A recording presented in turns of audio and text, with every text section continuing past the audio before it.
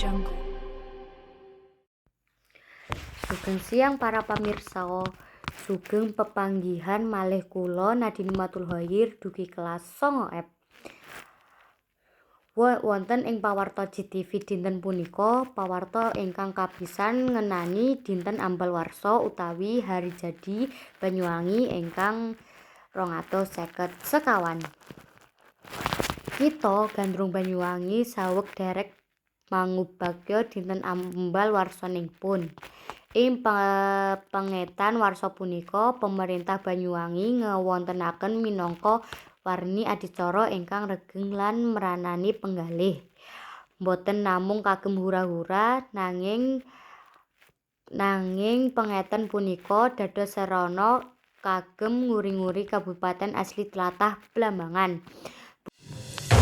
Bupati Banyuwangi Ibu Fristiandani wonten ing sesorahipun paring pengantikan bilih momentum harjaba punika kedah dipun ginakaken kagem nunggalaken tekad wujudaken Banyuwangi ingkang langkung sae, makmur lan numpuni ing babagan peristiwa saha ekonomi kreatif.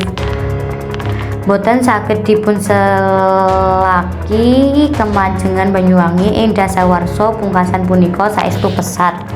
Wiwit saking sektor pariwisata internasional kados dene Kawah Ijen lan Pantai Pulau Merah.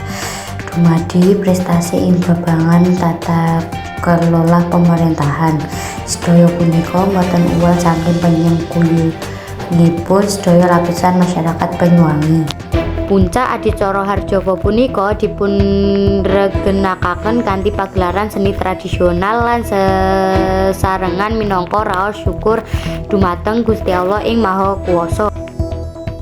Mekaten mawon pawarta ingkang kula sampekaken, kula Nadine Matul Hoyir pamit undur diri. Matur nuwun lan sugeng siang para pamirsa.